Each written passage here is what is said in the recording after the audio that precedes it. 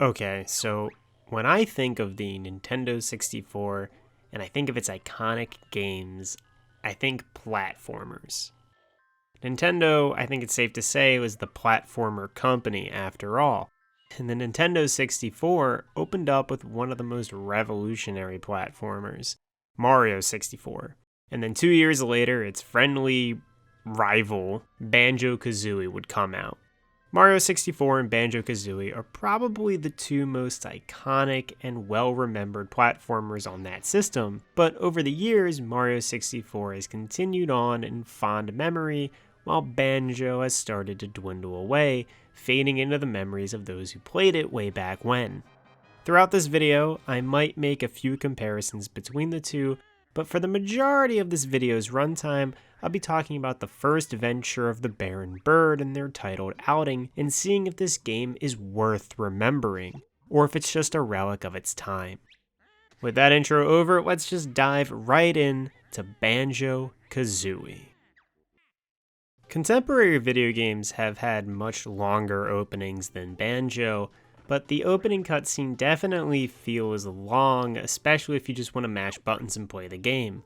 But it sets up the plot pretty quickly. It's an evil witch kidnaps your sister kind of day, and then the game gets rolling. I do think Banjo Kazooie has one of the best tutorials out there because you can just skip it and then collect the bonus items at your own pace. Or you can have Bottles the Mole talk you through how all the moves of the game work before you go jumping into Gruntilda's lair. You get an attack, a roll, a jump, a jumping attack, a backflip, a crouching attack, and a double jump flutter. And I love that little flutter in Banjo. I've complained about this in several games, Mario 64 being one of them, but I hate precision platforming, especially in 3D games.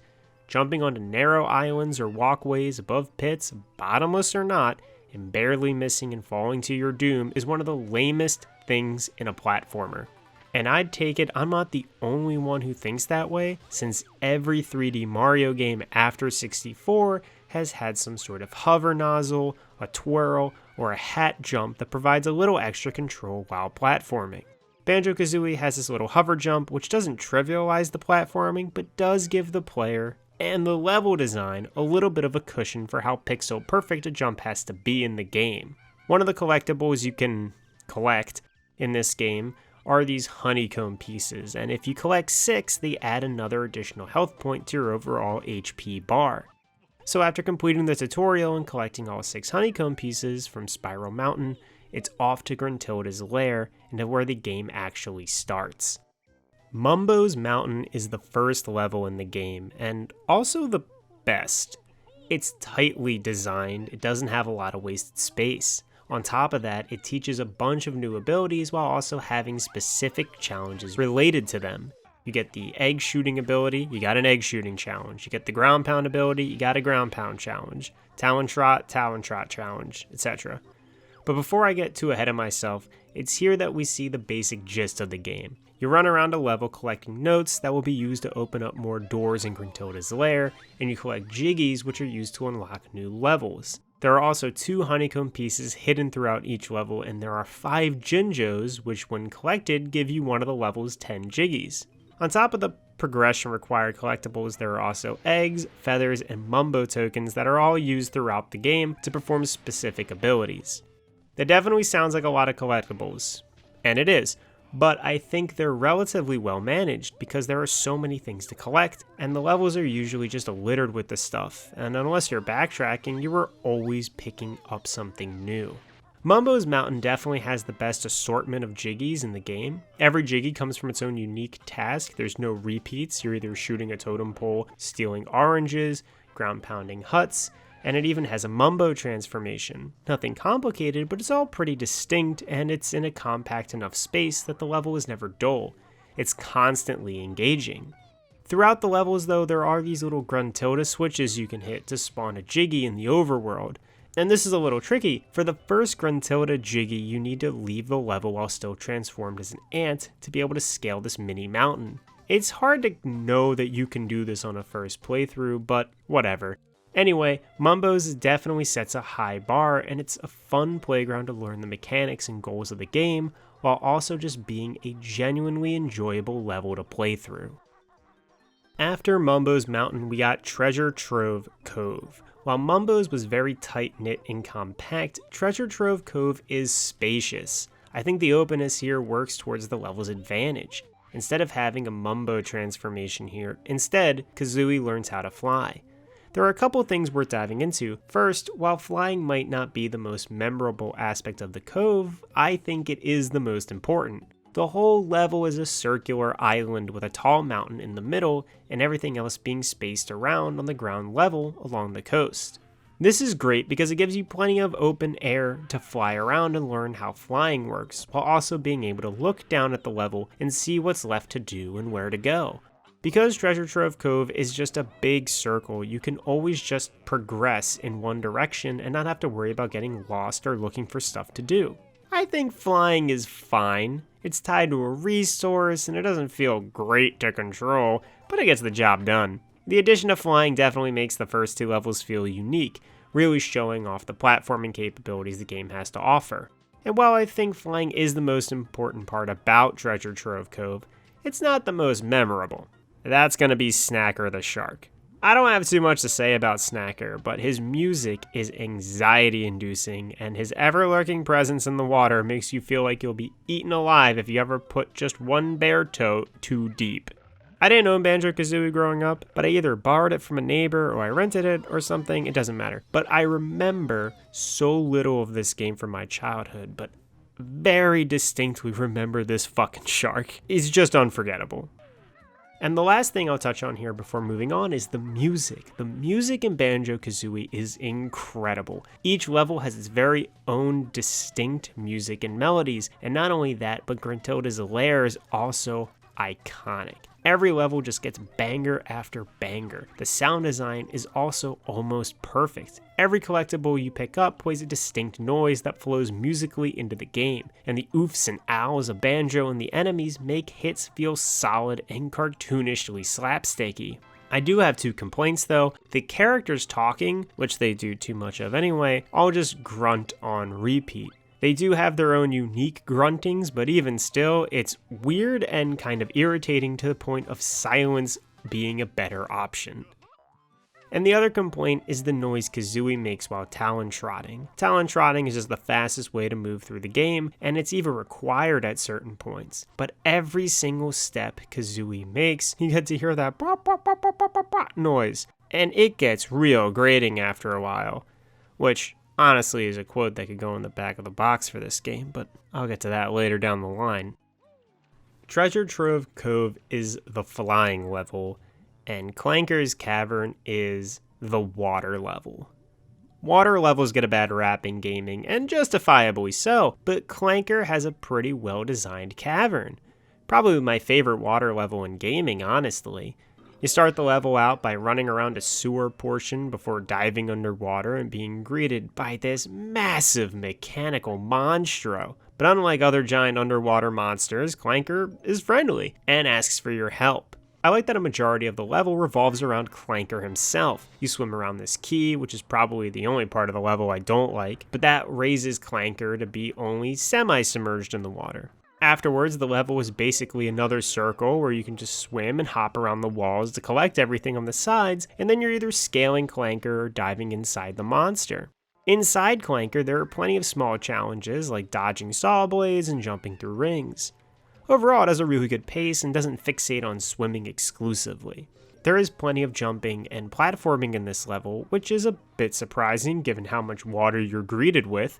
So far the levels have been pretty distinct, with mountains, islands, and now a giant underwater whale shark. Clanker's Cavern is cool, both design-wise, but also just vibe-wise. It's a much more relaxed level. If you mess up on platforming, you're just gonna fall into the water and be fine. And unlike Treasure Trove Cove, Snacker isn't lurking in the water to get ya. There isn't a whole lot worth noting about Clanker's Cavern outside of what I already talked about. There are some egg shooting puzzles, and you get a Wonder Wing, which is used to dodge saw blades, but nothing really stands out. The swimming in Banjo Kazooie isn't terrible. You get a slow paddling swim and a fast breaststroke-like swim. And while the camera isn't always good, you can press the right bumper to swing the camera around to be behind Banjo, and holding down the bumper keeps the camera always behind the Baron Bird. which is cool. I like that a lot. I also like Clanker's Cavern a lot. It isn't overflowing with crap, nor does it involve a lot of backtracking. And it has some creative ideas with using Clanker not only as a platform to get more collectibles, but also as his own mini level full of stuff himself. Bubblegloop Swamp is probably the first level I don't love. I don't hate the swamp, but it's got some shit in it. So off the bat, this is the first level where if you land in water, you take damage. So you need to use these like galoshes to get around the water. I'm not the biggest fan of limiting the space players can use, but at the very least you only take damage when you fall into the water and don't instantly die. A reoccurring challenge in this level are timed challenges. Your time to get a Jiggy near the beginning, your time to get a Jiggy across the small walkway. The boots Kazooie uses are timed, so you gotta get across hazardous waters quickly. And the minigame you play with Mr. Vile is also timed. Apart from those, we got the Tip Tup memory game, which is basically Simon Says, and there's a golden crocodile that you gotta feed eggs to, and every time you feed him, he teleports to a new location in the level. The platforming in this area is actually pretty good. You can climb the reeds, and the hut hopping section is also pretty solid. I think this level suffers mainly from a lot of backtracking, plus being too open. While Clankers and Treasure Trove were both pretty open, they were open with different mobility options. You could swim anywhere in Clanker's Cavern, and you can fly anywhere in Treasure Trove Cove, but you don't have those options in Bubblegloop Swamp. Eventually, you get the new Mumbo transformation, which turns you into a crocodile, and that allows you to walk in the water, but so much of the water is just barren outside of the edges of the map. And again, there is a lot of serious backtracking, since you gotta go through most sections of the level as Bear Banjo to get the Jiggies and notes, and only come back as Crocodile Banjo to scoop up the leftovers. Bubblegloop Swamp is not the worst level in the game by far, but it's definitely, like an average one. With the new move learned being walk in water without taking damage, and the transformation being walk in the water without taking damage, it leaves a lot to be desired. Add on the fact that the area is spacious, with a lot of that space being dominated by empty water, and you got a level that feels a little too spread thin to be as fun as the others, but also more dull since you gotta run around the zone again after you get transformed. Not the worst, just not the best. Up next is Freezy Peak, but before we hop into it, I'm going to go ahead to this next level first and learn a new move from Bottles the Mole. Freeze Easy is the only level that requires you to have an ability unlocked from a future level to 100% it on a first visit. And that's alright from a gameplay perspective, but not really in practice. In practice, it's just weird. I like to 100% every level in one visit, especially if I'm playing the N64 version. A quick tangent, the collectible notes in the game and all the Jinjos in a level will reset if you die or if you leave. So if you collected 99 notes and then died or left the level, you would have to collect all 99 notes again. In the Microsoft released versions of the game, your notes and Jinjos are saved so you don't have to repeat the levels all over again, but it is what it is. Freezy Peak offers a little storyline throughout the level. There are these 3 little polar bears who are sad because their dad is missing, and then you find their dad, Boggy, and throughout the level continue to encounter this deadbeat dad, acquiring a handful of Jiggies in the process, ending the level with giving his poor, sad kids a few Christmas presents. I like snow levels, generally speaking, and this one is actually my favorite level in the game. I like the visuals and the music, and a lot of the Jiggies are fun to get. You get this little T-Rex killing game, you scale a giant snowman, do a few races against Boggy, and you get invited to check out a nice walrus's cave. It's pretty cool. Again, we got water that damages you here, but unlike in Bubblegloop Swamp, there isn't a lot of water and you can just fly over it, if not just flat out jump over it. The 2 real issues with this level are the snowmen enemies and the Christmas tree. I said before that flying isn't great, and when you need to be precise with flying, that's when it really starts to crack. This one challenge involves you turning on the Christmas tree and then flying through this key loop, just like the swimming one from Clanker's Cavern. And I said that was the worst Jiggy in Clankers, but here you gotta fly through it, which is rough because your height isn't consistent, the camera fights you most of the way, and then you got the timer to worry about. And then you have the snowmen that can only be killed by dive bombing into them, and that's easier said than done. On top of all the flying complaints I already had, you gotta aim a very ungenerous hitbox to strike the hats of the snowmen in order to defeat them, which can get pretty tedious. Apart from that, you got some fun races against Boggy, and I do think the overall platforming sections, the tree, the giant snowman, whatever, are good. There's probably a lot of bias here, but I just really dig the atmosphere of this place. It's hard for me to be grumpy with the cheery music and the winter wonderland visuals. After we go to Freezy Peak, it's on to Gobi's Valley. Gobi's Valley is a handful of indoor areas with a mini desert overworld connecting them. And here there is quicksand that damages you if you step on it, but that's never really an issue. Here you meet the titular Gobi, who is a camel that's tied up on a little island, and after freeing him you can beat him up 2 more times to get a Jiggy and a honeycomb piece, respectively. And yeah, going inside the pyramids and Sphinx, you have puzzles and platforming, which are good. Gobi's Valley, Freezy Peak, and Bubblegloop Swamp are pretty alright areas. They have a couple problems, Gobi's being that it doesn't have anything strong about it. No strong platforming or anything really memorable. It's just a desert theme with Egyptian iconography, but overall the levels are fine. This area does mark the real turning point in the game for me though, where the levels go from great to good, and from good to bad. I said earlier that you could put the quote, "it gets real grating after a while," on the back of the box for Banjo Kazooie, and I kinda mean it. While I have a soft spot for Freezy Peak, it's undoubtable that by this point in the game, Bottles is all out of abilities to teach, and the levels are just using the same old tricks. Timed running, timed puzzles, damaging water, fly or swim through a hole, whatever. Mumbo's Mountain was great at giving you a bunch of challenges that link directly to the new moves you've learned. Treasure Trove Cove has some fun challenges in platforming, but it also acts as a great way to introduce a player to flying, making it painless and not requiring a lot of precision. And Clanker's Cavern has almost a 50-50 split on swimming and platforming, but for the most part the swimming is harmless and the platforming is really good. The middle 3 levels are fine, but they don't really improve on anything or really add a lot of stuff. They just kind of do the same stuff the first 3 levels did. And well, Gobi's Valley's done, and we're on to the last 3 levels of the game. Mad Monster Mansion. I love monsters and Halloween and stuff. One of, if not my favorite type of style, but man, do I not like this level. Triple M is a big mansion with a bunch of windows and a few doors. Add on a church, a hedge maze, and then a few little extra areas surrounding it, and there you go. I'll start with the good stuff. The good stuff is the concept of having a big mansion that you explore is pretty cool. The music is good, and that might be it. I want to say the platforming is good, but apart from jumping up the outside of the main mansion and jumping on the top of the church, there really isn't a whole lot of platforming to be had. You just kind of walk around into Jiggies and Jinjos.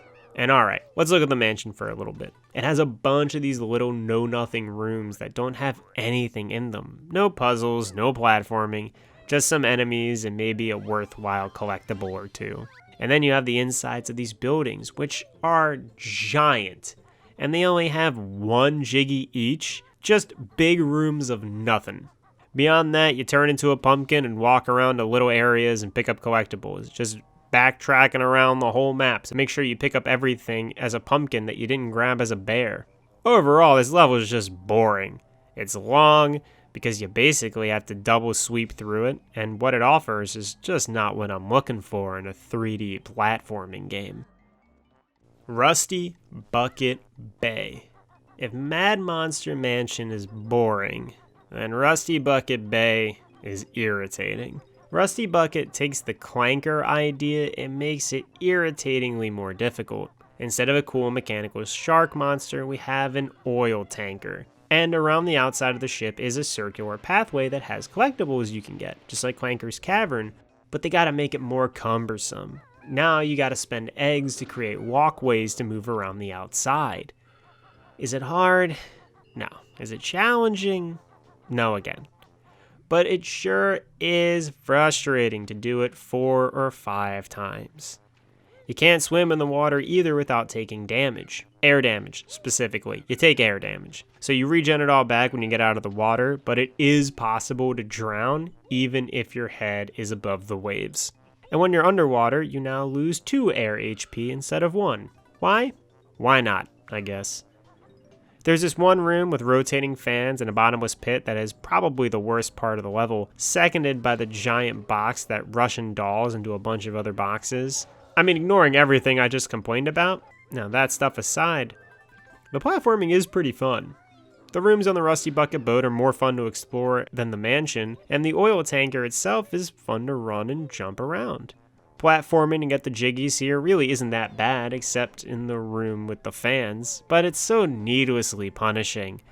Why does that room have bottomless pits? Why is the water dangerous? You know? A new thing you do here is scale up a crane and have it raise a cage so you can get a jiggy, and then you have to scale up a different crane in reverse, going from what the crane is holding to the release button in order to have it drop a box of TNT. But apart from that, there really isn't anything new here. No new transformation, no new abilities, just kinda Clanker's Cavern on hard mode. And that doesn't do enough for me. Click Clock Wood is my least enjoyed level in the whole game. It's too big, too many precise platforming jumps, and you gotta backtrack it like 3 times. I'm getting ahead of myself, so Click Clock Wood. The idea here is that the level is a big tree with a few small areas surrounding it. You can back out of the tree area to this level select section where you can enter into a different season of said tree level. You got spring, summer, fall, and winter. The level is altered based off of which season you're in, and that idea is pretty cool. It is a cool concept. But you gotta scale that tree all 4 times. You run through the same areas all 4 times in order to get all the notes, all the Jinjos, and all the Jiggies. At one point while recording, I fell off the tree and died, so I had to collect all my notes all over again. But by the end of the level, I was missing 10 notes and had to search high and low over all 4 of the maps to find them, and that was horrible.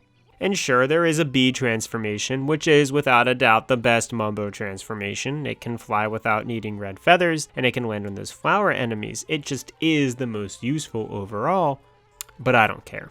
After getting around 2 Jiggies, it doesn't see a lot of use, since you can only be a bee in spring. So yeah, you still gotta scale the tree in the other 3 seasons. The running thing in this stage is that there's a baby eagle you need to feed caterpillars to across the span of the year in order for it to become an adult. I can only really sit here in absolute bitterness because while platforming up the big tree is fine and even fun on the first go around, it's brutal. It's tedious. It's just not fun after you do it 3 more times. And that's assuming you don't fall. That's assuming you got all the collectibles on your first go around. And that's assuming you know what you're doing and where you're going. Because otherwise you're going to be scaling that stupid tree over and over and over and over again. This level takes by far the longest to complete. Even if you don't spend an eternity in here like I did, it's still a good chunk longer than any other level in the game. So, there are an amount of cute little details like the enemies getting sunglasses in summer or wearing pajamas in winter, or the squirrel or beaver preparing themselves for winter, or the Jinjos that show up are based on their color and the season that it is, and that stuff's all neat. There's a lot to love, and a lot of detail is put into Click Clock Wood, and I can appreciate that. But I hate precision platforming, and I hate backtracking, and I have no fun exploring this level because of how much of those 2 elements it has. I honestly do think of quitting the game and just calling off the whole playthrough by the time I get halfway through Click Clock Wood, because unfortunately, the game does not get any better after this. After Click Clock Wood is probably the worst section of the entire game. Here, Gruntilda has a giant trivia pursuit board game that you have to play with her. Questions like, what was the name of this character? Or what level has this music? Or what level is this screenshot from? And then you get the real shithead questions like, what's Grunty's favorite gum flavor? Or whatever. And those questions are real bogus, because they are randomly generated from the start of the game, and the only way to know the answers for the current seed you're playing is to talk to Grunty's sister throughout the overworld, and hopefully she tells you the correct info about Gruntilda that hopefully shows up hours later in the trivia round. It just isn't fun. No platforming, no puzzles, just listening to Gruntilda talk and answering questions. It is so lame, so very, very, very lame. Afterwards, Gruntilda summons a fake credit sequence to play so she can escape before Banjo fights her, and that just ruins the entire pace of the game. It comes to a screeching halt just so you can watch a bunch of fake credits, and after that you can go off and prepare to fight the last boss of the game. If you collected all the notes and jiggies and honeycombs, you get access to some bonus rooms that refill your feathers and eggs, and even this bonus room that doubles your HP count. When you're good to go, you shoot up to the roof of Gruntilda's lair and begin to fight against her. She's got a few phases. The first phase, you just dodge her broom charge and then counter hit her. The second phase, you shoot eggs at her from a distance, and the third phase is using the god-awful flying controls to land a hit on her in air. After the next phase is shooting eggs into Jinjo statues, and once you release all 4 Jinjo statues, you gotta egg up one more, and that's the Jinjonator, which then one-shots Gruntilda and the game ends. Well, it's weird, cause the last few minutes of this video I haven't been super positive about the game. But in all honesty, Banjo Kazooie is one of my favorite games of all time. I love Gruntilda's lair. It's a fun and easily readable area. It's so hard to get lost in it. And the first 6 levels of the game are really, really good, with a lot of them being fantastic peaks of 3D level design. Lots of good visuals here, and the audio for the game is out of this world good. But the game takes a very noticeable decline, and while I don't think Rusty Bucket Bay is as bad as the other two, it just has a few annoyances. And Mad Monster Mansion isn't even really bad as much as it is boring. The last third of the game just isn't great. Even if you like Click Clock Wood and think I'm a ding-dong for hating it, that board game is heinously horrible. And I don't think the final boss is very good either. But ignore the last part of the game. Banjo ain't that long of a video game, so I can look at, 60 if not 70% of what the game does and enjoy it. Moments of really good platforming, challenges, fun characters, great atmosphere. I mean, these levels, every single one of them really feel like their own worlds. The music and sound effects, the visuals being so unique and distinct from one another, and they just have so much personality. It's hard to really convey in words. I played Banjo Kazooie for the first time when I was around 16 years old, so I have some nostalgia for it, but this wasn't really a game I grew up with. I think a very good portion of this game holds up incredibly well. The hover jump helps out with a lot of the platforming, and the overall challenge level of the game is pretty low, which makes it hard to get frustrated at. Banjo Kazooie will always have this special place in my heart, and I would wholeheartedly recommend the first 6 levels of this game to anyone at any time. I would then quietly mumble about how they can just play the rest of the game if they want to, but they don't have to. I mean, even the greatest of games have parts that absolutely infuriate us, and Banjo Kazooie is no different. The bear and bird definitely deserved more chances to platform around than they got, but in the end, I don't know. Even after all that whining, I still want to say this is a great game. Because it hits for so much for so long. I mean, it takes a while to get to a bad level. The game's practically over by then, and its platforming worlds are so much more vibrant and unique to play through than what we see in other games. I mean, yeah, sure, it fumbles over itself by the end, but damn if it isn't an amazing run up until then. Take that how you will.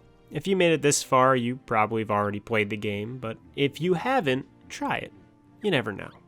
You might end up loving this game, despite its flaws, just as much as I do. Thank you so much for watching. Have a good one, and take it easy.